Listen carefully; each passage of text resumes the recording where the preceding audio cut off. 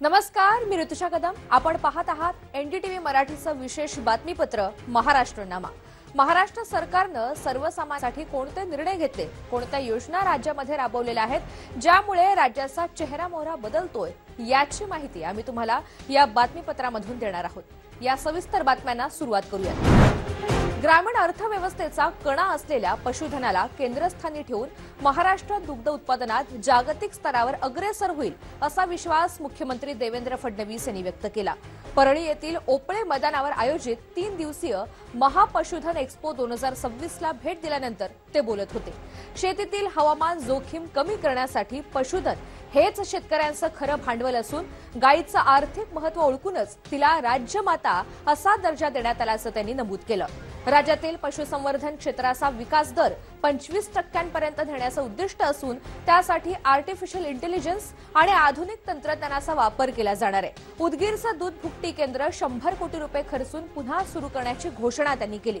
मुख्यमंत्र्यांनी भाषणात त्यातील 2841 पशु दवाखान्यांचं आधुनिकीकरण करण्यात येत असून फिरत्या पशु रुग्णवाहिकेचं जाळं विस्तारलं जात आहे। अमेरिकेसोबतच्या कराराबाबत सुरू असलेल्या अफवांवर शेतकऱ्यांनी विश्वास ठेवू नये असं आवाहन करत भारतीय शेतकऱ्यांसाठी आता मोठी बाजारपेठ खुली झाल्याचं त्यांनी सांगितलेलं आहे। जोपर्यंत देशात आणि राज्यात शेतकऱ्यांचं हित बघणारं सरकार आहे तोपर्यंत कुठल्याही परिस्थितीमध्ये आपल्या शेतकऱ्यांचं अहित होईल अशा प्रकारचा कुठलाही निर्णय आपण घेणार नाही।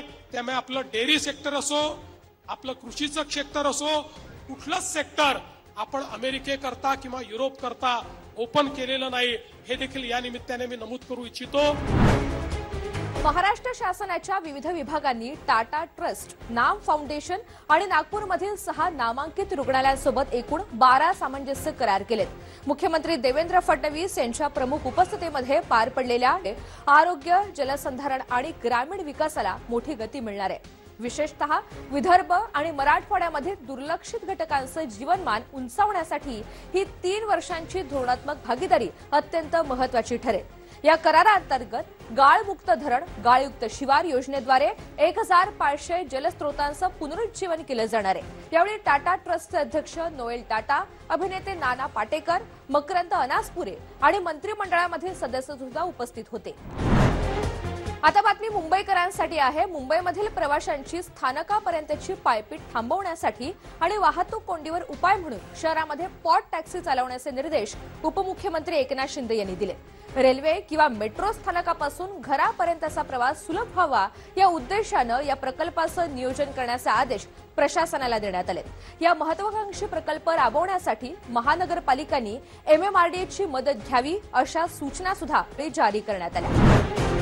स्थलांतरित ऊसतोड कामगारांच्या मुलामुलींच्या शिक्षणासाठी बीड जिल्ह्यामध्ये संत भगवान बाबा शासकीय वसतिगृह योजनेअंतर्गत 11 वसतिगृहांच्या बांधकामाला प्रशासकीय मान्यता मिळाली आहे। या प्रकल्पासाठी 159 कोटी 36 लाख रुपयांचा निधी मंजूर झालाय आणि पाटोदा, केज, परळी, गेवराई, माजलगाव आणि बीड इथे ही दर्जेदार वसतिगृह उभारली जाणार आहेत। दिवंगत उपमुख्यमंत्री अजितदादा पवार यांचं ऊसतोड कामगारांच्या मुलांना शिक्षणाच्या मुख्य प्रवाहात आणण्याचं स्वप्न या माध्यमातून साकार होत असल्याचं उपमुख्यमंत्री सुनेत्रा पवार यांनी जिल्हा आढावा बैठकीमध्ये सांगितलं।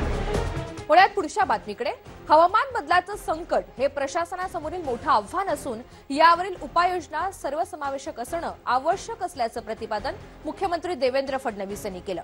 मुंबईमध्ये आयोजित मुंबई क्लायमेट वीकचं उद्घाटन मुख्यमंत्री फडणवीस आणि केंद्रीय मंत्री प्रल्हाद जोशी यांनी पडलंय। मुंबईसारख्या महानगरासाठी हवामान बदलाचा लढा निर्णायक असून अशा उपक्रमांमधून शाश्वत विकासाची नवी दिशा मिळेल असा विश्वासही मान्यवरांनी व्यक्त केला। पर्यावरणाचा समतोल राखण्यासाठी सामूहिक प्रयत्नांची गरज असून मुंबई या मोहिमेमध्ये पुढाकार घेत असल्याचं यावेळी अधोरेखित झालंय। आपल्याला पुढच्या काळामध्ये विशेषतः क्लायमेट चेंजचा सामना करत असताना ज्या प्रकारे एअर क्वालिटी, वॉटर क्वालिटी आणि अर्थातच एकूणच आपली लाईफ क्वालिटी ही सुधारायची आहे, त्या दृष्टीनं ही कॉन्फरन्स अत्यंत महत्त्वाची आहे। आणि या सगळ्या महत्त्वाच्या घडामोडींसह तुर्तास या बातमीपत्रामध्ये वेळ झालेली आहे इथे थांबण्याची। नमस्कार।